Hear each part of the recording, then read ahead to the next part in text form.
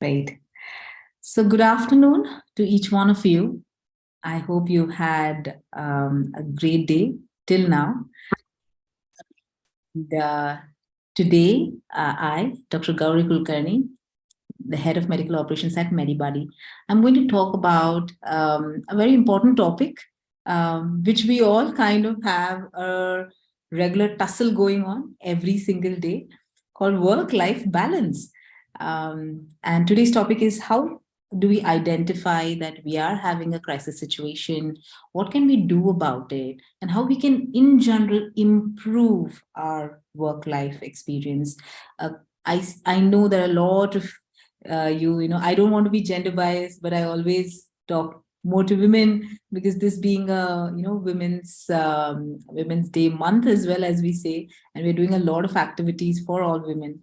But I think this topic is important for men as well, because we are seeing a lot of people who are experiencing burnout, who are having a lot of issues in many dimensions, be it physical, mental, emotional, because of this imbalance and disharmony in work and life integration, right? So let's begin first by talking about what is this whole work-life balance, right? So somebody had said that it's what is work life is something like it's a state of continuous movement, right? It's like riding your bicycle. It has to be in motion, right? It can't stop. And that is the reason why it usually takes so much effort on us, right? It takes so much effort because we are constantly in a motion between our work and life, and trying to figure out how that balance is getting created, right? So creating a meaningful on a daily basis, a meaningful achievement and enjoyment in all aspects of our life, right? Be it your work, be it your self, be it family, be it friends, that is what is work-life balance, right? Trying to create that or achieve a meaningful day, right? That is what is called as work-life balance. And these days the use of balance is actually overrated. We use the word now integration, right? It's called work life integration, because one can never be over the other, right? We can't say that, oh, now it's only about work, and now it's only about other aspects of life. But it's about how we integrate both together and in harmony, and have the bicycle running all the time, in constant motion, right? That is what is work life integration. And our focus should be to work towards getting that integration, in each and every daily aspect of our life, by making the right priorities and right choices, right?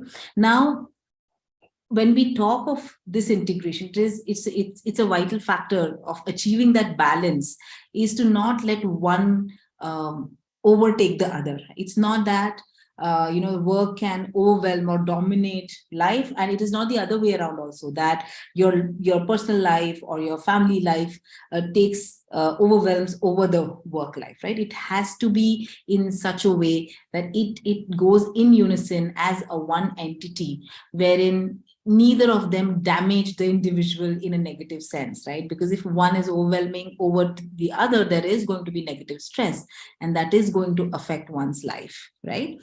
In terms of their health in an overall aspect. So it's important that we always have that in mind, that it is an integrated effort which we need to put on a day-to-day basis, right?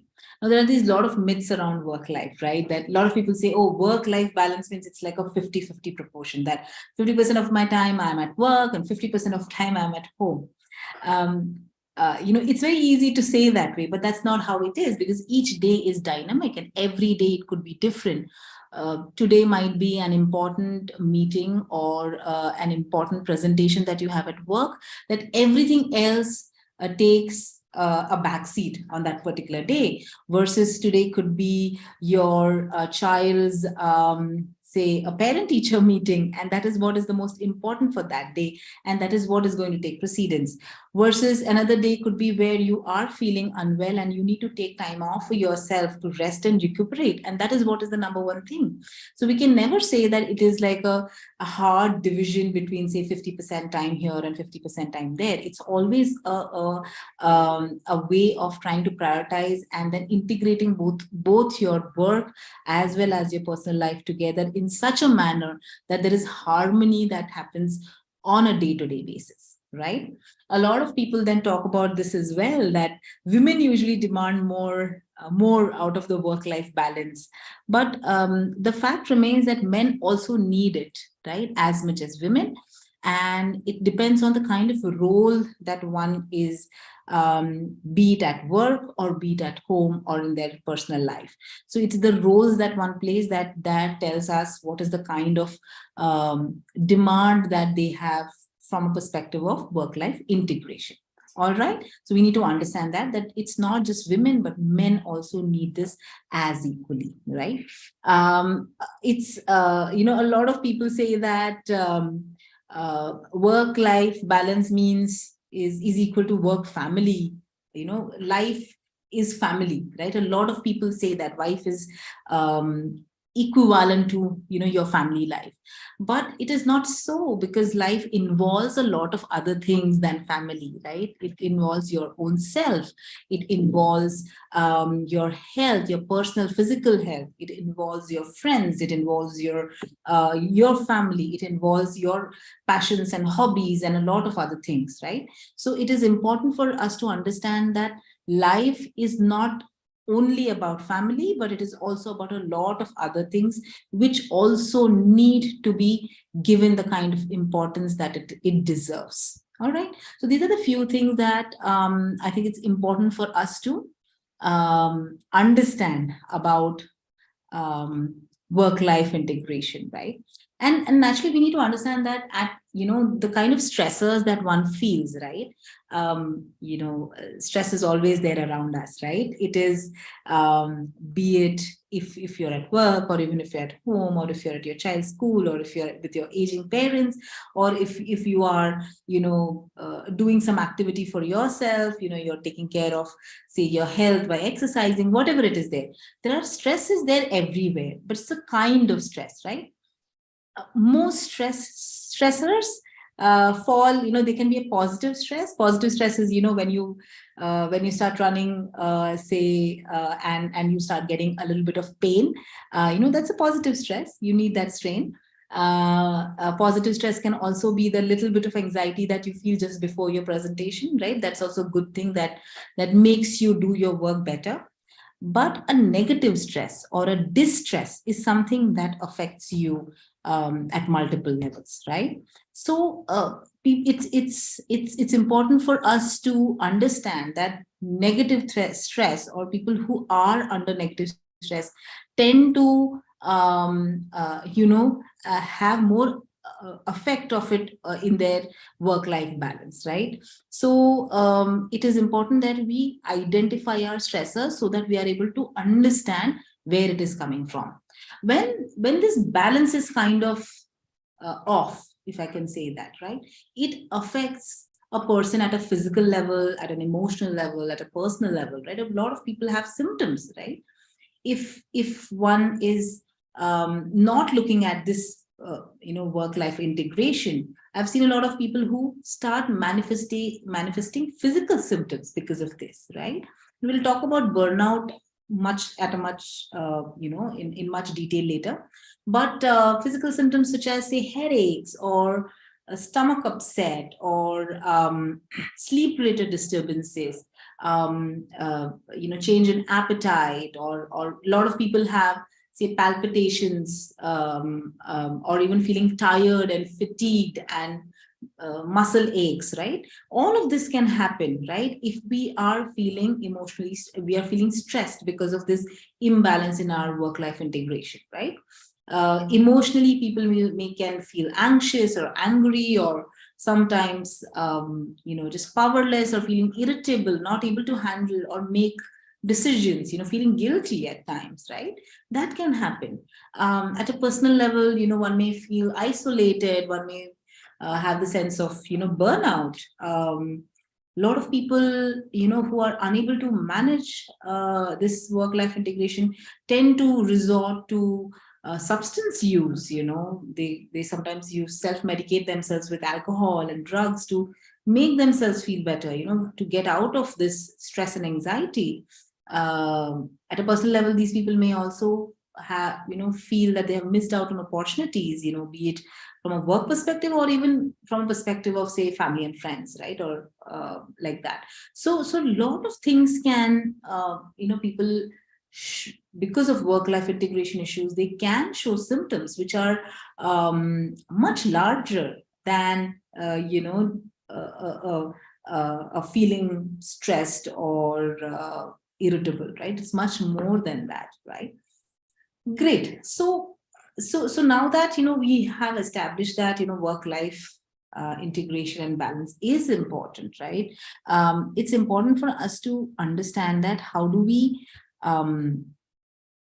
how do we strike that balance, right? Understanding and exploring our roles, understanding what our life roles are, our work roles and work priorities are. I think that is really, really important for all of us, because if we don't do that, correct, it will only kind of affect you in the long run, because maybe today you're able to manage, but over a period of time, it is going to make it difficult for a person to to kind of keep at it or keep going on and on, right? It's important for us to understand that. Okay, so great. So let's talk about a few things as identifiers that we can have, right? So one is to understand what are our sources of our stress, right? So you may want to identify it and put it as from a work perspective, right? Identifying the source of, say, stress at work. Is it the type of work? It is the amount or quantity or quality of work, the kind of, say, maybe deadlines that one may have. It could be work relationships, be it with your colleagues or your superiors or your subordinates. Is that a source of stress? Is there any ongoing changes that are happening that are leading to stress? It's important to identify what is it that is causing that stress, because if we don't identify it, right, we are not able to work at it, correct? So at work, it's important for you to identify. A lot of times people feel the stress simply because they don't think they are being valued at work, or they feel that the kind of work that they are currently doing is not really challenging enough, maybe, right? So there could be multiple reasons for one feeling stressed out or not being there, from a work life perspective.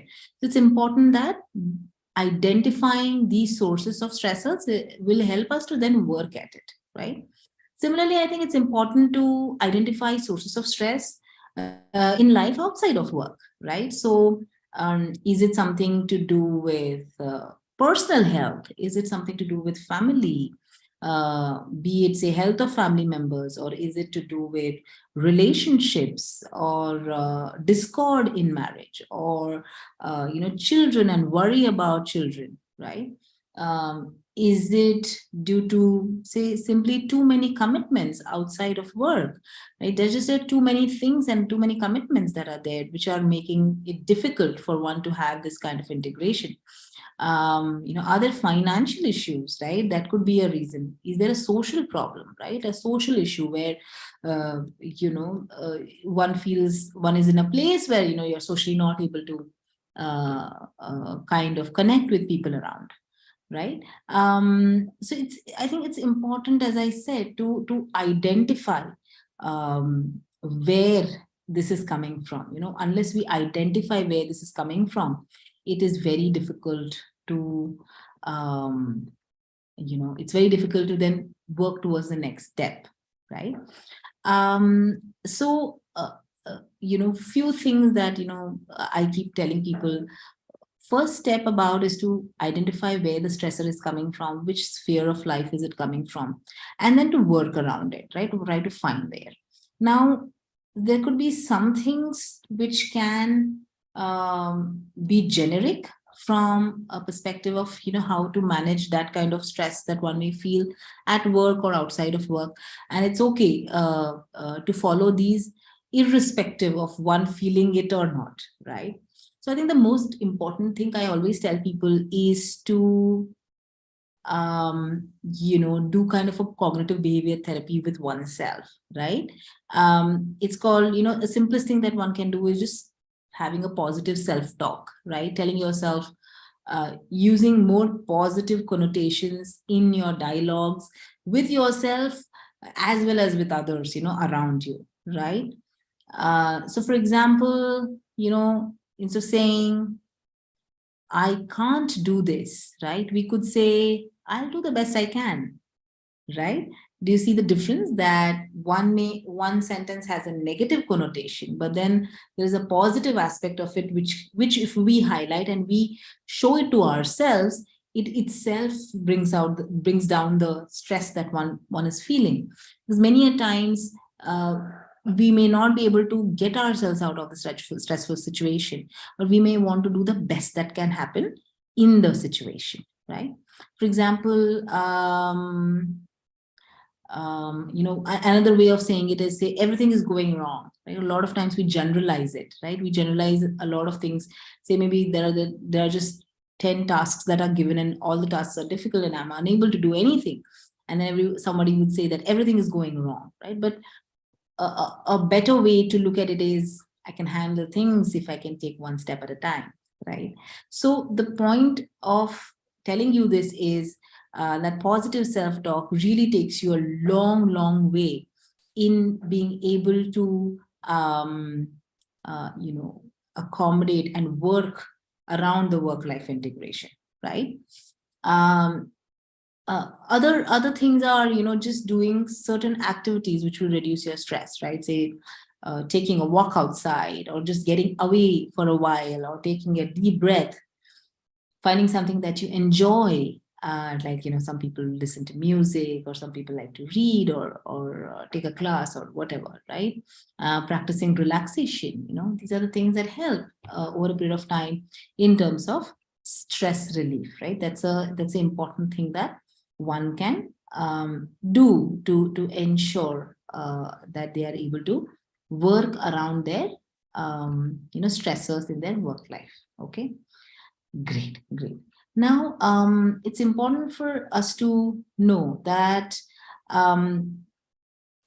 sometimes it's important that we ask ourselves that question, that are we getting into a place where we are in a burnout, right?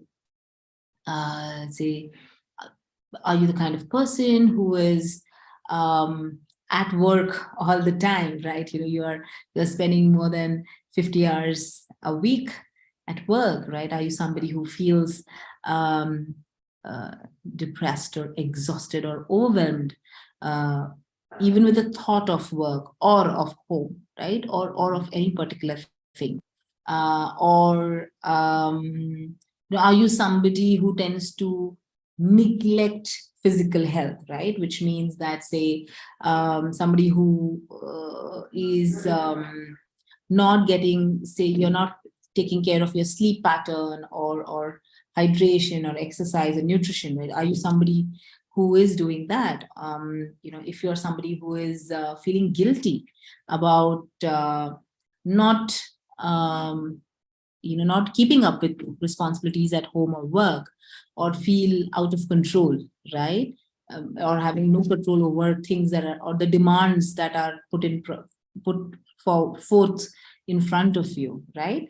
And if that is so, right, if you're somebody who's feeling all of these things, that means that it is very much likely that you're going into a space of burnout, right?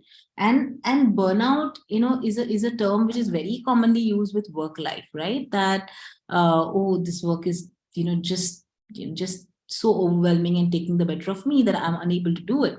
So a lot of times burnout is a word which is used for work life, but the fact remains that the same things are true even with things outside of work life. I have seen patients who have experienced burnout, as being a sole caregiver to a ailing parent or ailing child. Somebody who has felt burnout, because of very poor self-care and self-physical health, right? So it can be multiple reasons. But if you're somebody who feels exhausted, overwhelmed, and depressed, more so, who is spending most of their time either at work or outside of work in an activity which is taking the better of them, right? Or if you are somebody who is neglecting self, or neglecting yourself, or self-care, as I say, and are kind of preoccupied with a particular niggling issue, right, be it at work or otherwise, then there's a very, very high likelihood that you might be near burnout, and that's something that definitely needs to be addressed. I always tell people that if you're experiencing symptoms like this, it is important that you seek help. Now, help can be in the form of talking to your colleague, help can be in the form of talking to a friend, help can also be seeking professional help in terms of talking to a therapist or a psychologist. Okay. Now, in terms of, if you are so, feeling that, you are feeling a sense of burnout, I think it's important to sit back and think, right? The first and foremost is to set priorities. I see a lot of people who do things in parallel. A lot of people say, oh, I can multitask, do 10 things at the same time. But our brain is very interesting, right? It might be computing something in the hindbrain, and trying to do something, but really at one point in time, at a moment, we can only focus at one thing, right? And hence it's very difficult to multitask, because if you are going to multitask, you're most probably going to increase the overall amount of time that you're spending doing multiple number of things, right? And hence it's important that we set priorities, right? Figure out what you want, right? Figure out your priorities to be. It's easier said than done. Sometimes everything is a priority. But when you have to set your priorities, many times it is also specified contextually, which means now, today, what is my priority? Today, my priority can be very different from what it can be tomorrow, right? And hence it's important that every day we set our priorities right? Today, my most important priority could be, delivering this webinar, but tomorrow it might be something else, right? So the top setting priorities helps you to kind of understand where am I going to focus, because if you're going to focus right, then your output is also going to be great, right? So say suppose tomorrow my priority is to ensure that I am at home taking care of my parents because I don't have help, right? So that becomes my priority number one, and then there is no other priority, at that point in time. So it's important that you set your priorities. Okay. So a good way to do that is to ask yourself, right? If I could only focus on one thing today, right? If I can only focus on one thing at this moment in my life, what would it be? Right? Ask that question to yourself. Most probably you'll get that answer. Okay. You may want to then ask yourself again, right? What would my focus be on the second, third, the fourth, the fifth, right? That way you can have your top, say 3 to 5 priorities. I think, again, a lot of people I see tend to have like a very long checklist and very long priority lists, which can get overwhelming and which may not be possible to fulfill as well. They are not realistic goals to have, right? So and hence, maybe having 3 to 5 priorities usually help, and then having them in an order which is a very dynamic order depending on context, depending on moment, depending on time, what day, when, and on depending on many other factors, right? So set your priorities right. I think that is very important. Next step is, I usually tell people, is that they should track their time, right? Say for a week, it's a good idea for you to just see how you spend your time, right? It's like, the first step to, a lot of people, because I also see a lot of, medical issues. One of the things about a lot of chronic diseases is that you have to look about, weight, right? And a lot of people want to lose weight. But the first step to that is to just track what you're doing, what you're eating. Similarly, when you're doing work-life integration, it's important for you to track your time and understand, where am I putting my time? Where is it going, right? Most of us, we will realize that we do have a lot of time at hand, and many of us, we keep telling, right? I'm guilty as well of that. We keep telling people that, oh, I don't have time, right?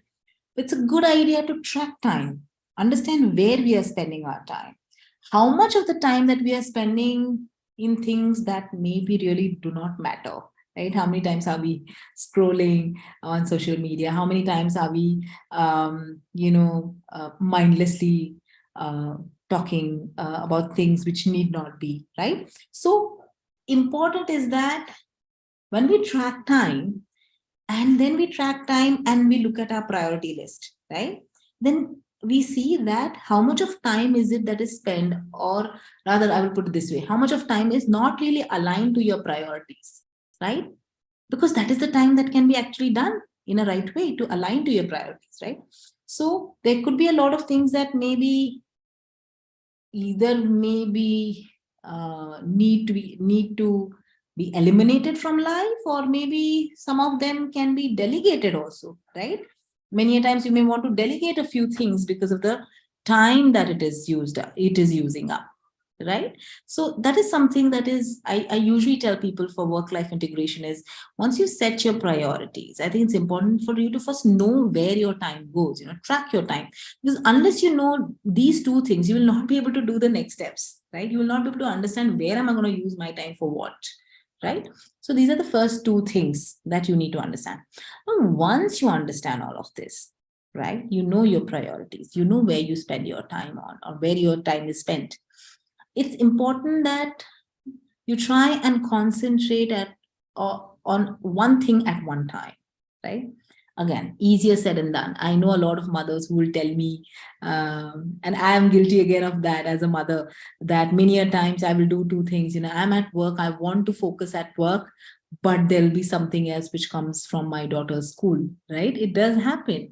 But we need to try and remember uh, uh, to not multitask. I usually tell, because once you multitask, you are not able to devote your full attention to anything that you're doing, right?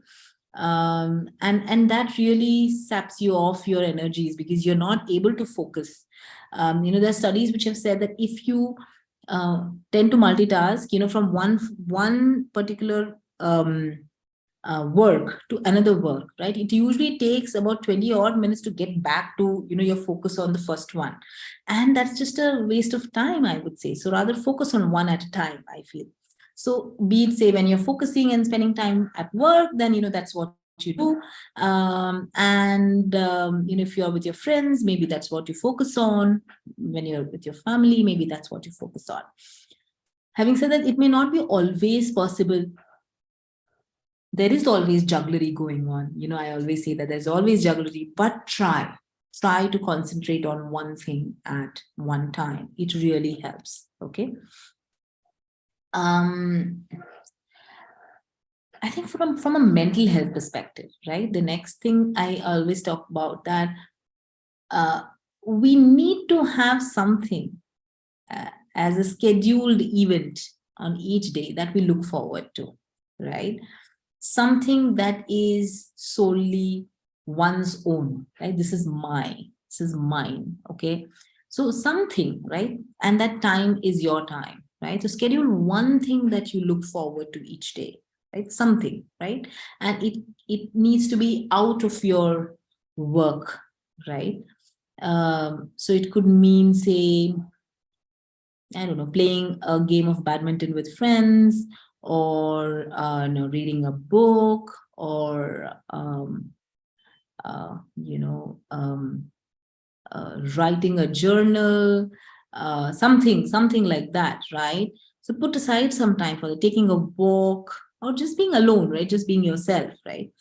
Now, whatever activity that you choose here, right? Schedule this shouldn't be a time-consuming activity. It should be something which is easy, um, inexpensive, less, simple to follow through for you, so that you can do it more regularly, right? Because then there's a sense of achievement of doing something for one's own, right? And this really, really in the long run helps in de-stressing, because you would put time and effort on yourself first, right? You have done that, right? Because most of the time is used for something else outside of you. It's work, it's family, it's friend, is something outside of you, right? So taking steps to do something for which you look forward to each day will ensure that you're taking care of your mental health, okay, and emotional health, right? um Now, when I say that, right, I parallelly also say that, which means that when you schedule time for something for yourself, you need to respect that as well, right? So when it means that this is my time, then you respect that yourself, because if you don't respect it, others will not, right? So, so usually this time would be something which, unless there is an emergency, should not be given up. I usually say that, right? So I usually tell people to even put this on your calendar. Most of you work with work calendars, put your me time also on your calendar, so that it is as important as everything else, right? I think that's important for you to put in that effort, to put that up. Okay.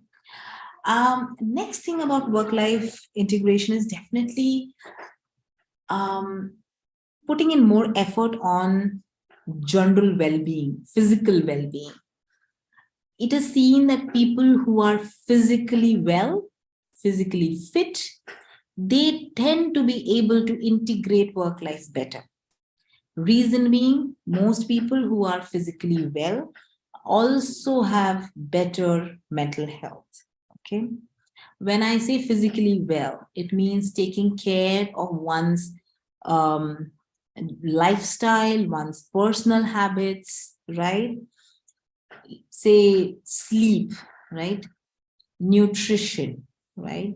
Exercise. Okay. So these are important, because it is seen that if there is lack of sleep, there is poor nutrition, poor exercise habits, they can all make one feel a lack of balance, right? Because you're not there, you're not able to keep up with yourself, right? So it's important that you put efforts to take care of your personal habits, of your general lifestyle as well. Okay. Um, it's important when you take care of your physical health, right? It kind of, even in the worst of your work life balance days, a good physical health will help you to it's like a counteraction, right? It will help you to bring on the efforts to make the integration work between work and life. Okay.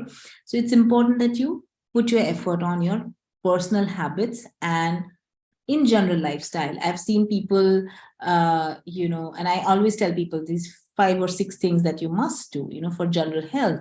So we spoke about sleep, nutrition, exercise, good hydration, good sleep, good sunlight exposure, getting out in sunlight and getting lots of vitamin D, and ensuring that you're de-stressing. I think these personal habits take you a long way. Avoiding alcohol, smoke, avoiding any drugs definitely again adds on to your general well-being and physical well-being, which takes you a long way when it comes to work-life integration. Okay. Now, I always tell people that, at work, you would have all your leaves, be your earned leaves and optional leaves and this leaves and that leaves, right? All of that. It is important that you take time off, right? How much ever it is seen, right? Taking a vacation helps you to bring that integration, right? Because you can take a step back from your work, you can take a step back from your routine that is set, and it helps you to go a long way in creating harmony between your work and your outside of work life, right? So take time off. I usually recommend people that you should, take a weekend off once in 3 months, take a long, long vacation at least twice a year, right? It's a good thing to do. It's a good thing to do. And it's important to know that, it's not about, how far you're going or how much you're spending on a vacation. It's not about that, right? What the purpose of this break is to recharge yourself, right? It's like recharging your batteries, right? So that you come back as a more productive, more creative, and a more stress-free person, if I can say that, right? So it is important that you take that time off. Sometimes you need to just turn off, and look a different direction, but it takes you a long way in bringing that integration. Another important step that one needs to take when it comes to work-life integration and taking care of burnout is to seek help. Asking for support, I think, takes you a long way. So a lot of, and as a woman, I'll talk about women. As a woman, I know I'm guilty of not seeking help when it is required, and all of us feel that we are superwomen and we are fighters, and which is true. But seeking help doesn't make us any less, it doesn't make us any vulnerable. It makes us as human as we are. Okay, so seek help, which means what? You could talk to your superiors at work, your colleagues or your subordinates at work, talk to your family, friends, your colleagues, whoever is involved in your life, right? So that you can seek a better work-life balance. It is extremely important that you ask for help. Okay. Now, when you say that, when you are asking for help, there is one more thing that is important, is that you have your plan in place, right? When you seek help, say, I want, say, so and so time off, or I want so and so thing from you, or I want this support from you. It's important that you have your plan of action in place, and put it forth in front of the people who you would want to talk to, so that they will respect it, right? So have that plan in place before you ask for help, right? That helps a long way. Great. Now, from here on, I think it's important for us to also, when we talk of seeking help also means sometimes seeking help from a professional, right? If you're undergoing mental health stressors, right, you're feeling emotionally low, if you're someone who is feeling extremely anxious, stressed, because of this imbalance in your work and out of work life, it is important that you seek professional help if required. Now, usually you have counselors or psychologists who can, who give what we call as talk therapy, right? And talk to you to understand where are those roadblocks that you might be having, which is causing you to feel the stress and the burnout in your work life. And getting the right direction will help you in the long run to establish that integration, the work-life integration. All right. So I see, I see it's about 3:45 now. There are a couple of questions that I've seen in the Q&A, and I'm going to read them out so that we can handle it. Me as a working woman understands these things, but my mother-in-law is a housewife who does not understand these things. And according to her, only household chores are important. I'm pursuing my PhD, and due to her conservative nature, my productivity is decreasing and I'm not able to focus on my studies. I've also developed health issues like cervical and back pain, etc., due to stress. I'm so sorry that you're going through this, but I think it's important. The first thing that you've done is verbalize it very clearly, right? It's important that you've verbalized it. I also see that you've now gone on to say how to deal with this situation, as it has been 4 years of my marriage, and also I need to complete my PhD. It's great to know that have you have clear goal, right? You know that your goal is that I want to clear my PhD, right? And that's great. Okay. Now, how would you take care of the situation, right? Let's think about that. So one aspect is that you have a goal, which is that you want to clear your PhD. You also mentioned that there are health issues that you are having, and you also talk about this family discord that you have between your mother-in-law and yourself, right? So let's go back and then see what are those strategies that we can use, right? Now you have prioritized very clearly that, it's my PhD that is very important. That's great to have that, right? Now you need to be very vocal and verbal about it with the people or the support system that you have. Now, be it say your husband or your family or other people in the family who understand the importance of what you're doing. It's also important for you to put that plan in place and say it in a firm but in the right manner to your mother-in-law, where you can say that, what is the importance of what you are doing, right? Maybe a person doesn't understand, and it's important that in a very simple language you make your mother-in-law understand what is a PhD and why you're doing it and how it will help you in the long run, right? Seek support, support system that you have. So be it your husband, or having a house help or somebody who can take, where you can delegate few of the things that is on you as a person, on you as work, and then you can delegate it to reduce your burden so that you can focus on your priorities. I think it is important that you do that. From a physical health perspective, do not neglect. If you are having aches and pains, it's important that you reach out, right? Figure out what is the cause of your cervical pain. Is it because of posture? It is because of any, lack of vitamin D or any kind of deficiencies. What is the reason for back pain? Get it sorted out, right? Get to a doctor, get investigations done if required. Talk to people, and then get yourself treated for your physical health problems, right? Also understand that sometimes, as I said, right, it's like a bicycle, right? It's always in motion. Many a times when there are a lot of open pages, we tend to feel overwhelmed because nothing is closing, right? Now you may have an open page of your marriage, and there is PhD, and then there are relationships, and then there is physical health problem. There are multiple things, and none of them seem to be kind of getting over, and that is the overwhelming thing for you at this point in time.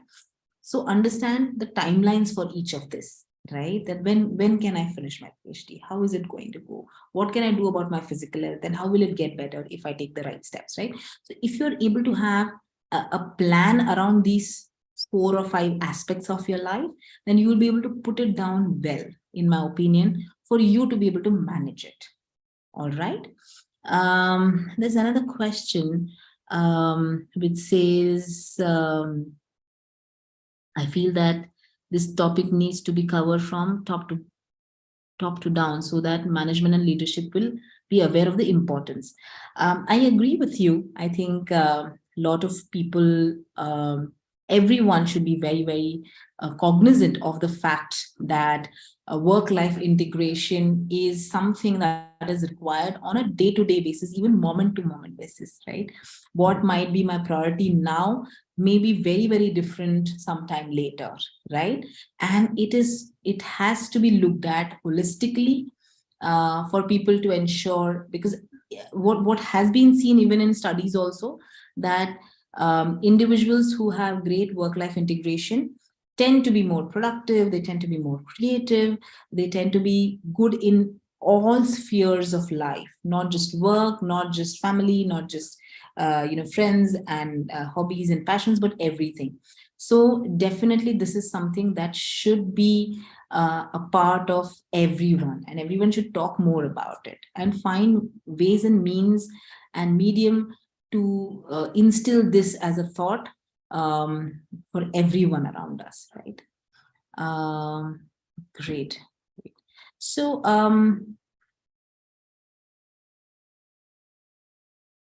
great. So let me just summarize what all we have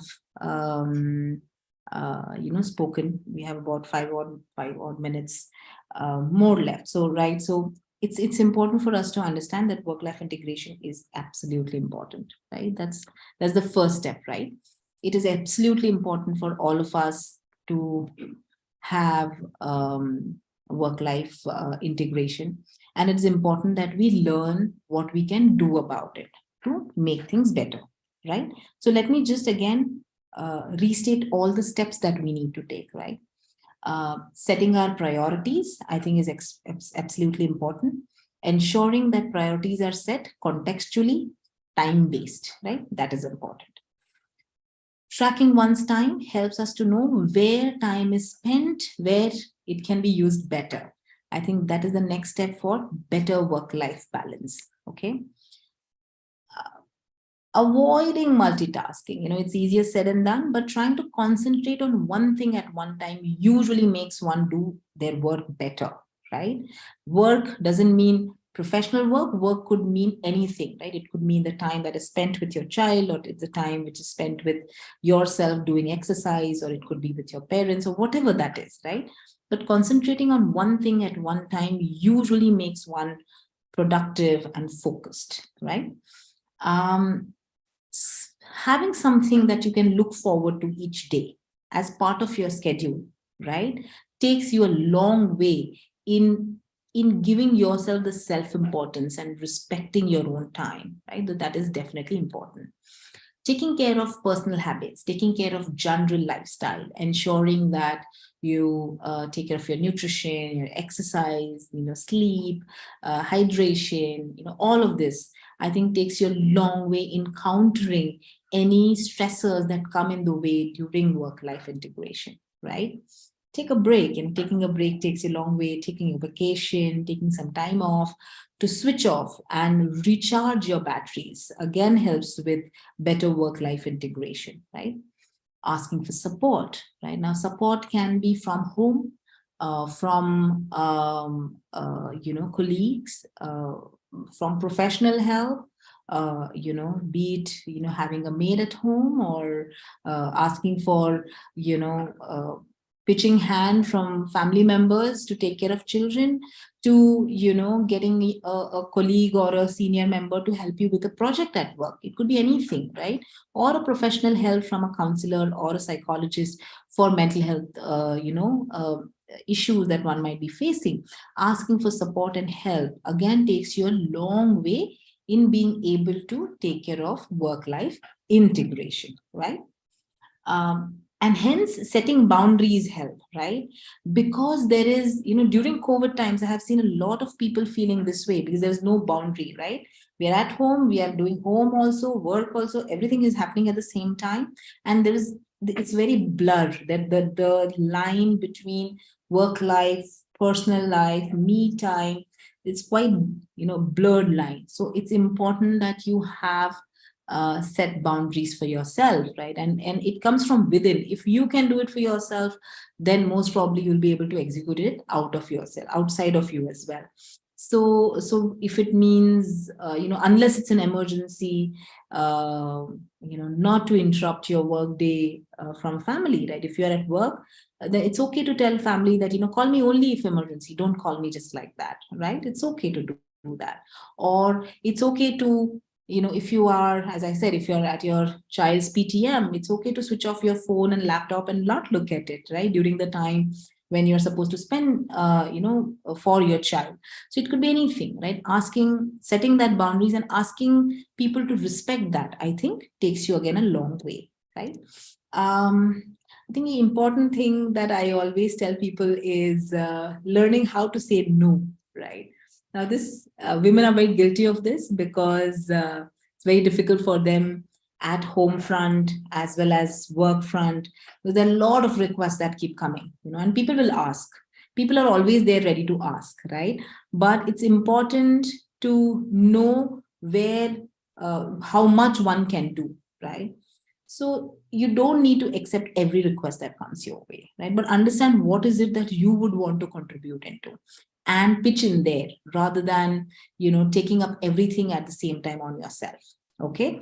So learning to say a firm no takes you again a long way in creating that work-life integration. It's also important to step back at regular intervals to see how it is happening for you, right? It's a never-ending journey. It's a work in progress all the time. Trying to integrate work and life is a work in progress. Believe me, it's not something that you can, it's not like a magic that you are going to have a solution. It's not an algorithm that you will have a solution and it'll be followed the same way. Every day is different. Every task is different. Every situation is different, right? So it's important for at regular intervals to kind of evaluate by stepping back and see what have I done to ensure work-life integration. Have I used the right tools, the right support, the right people around me to help me in bringing that integration and some sanity into my work life, right? If that is achieved, right, it will take you a long way in not suffering from a burnout or a stressful situation. So take a step back and evaluate what you've done or what are the steps that you've taken for yourself. It takes you a long way again, right? So it's that's the right thing, right? Integration, balance. Achieving it is something which will help in optimizing your life in a larger sense, and it is always something that is going to be there'll be times when one side is more important than the other, and it's always trying to figure out how you can try and figure out which one takes precedence over the other at that point in time, right? So the beauty of work-life integration is the people who are trying to do it, right? People who follow their own self in terms of their physical, mental, emotional needs tend to be able to work on their work-life integration better over a period of time. All right. So great. I'm just having a quick look if there are any more questions. Right. So there are no more questions.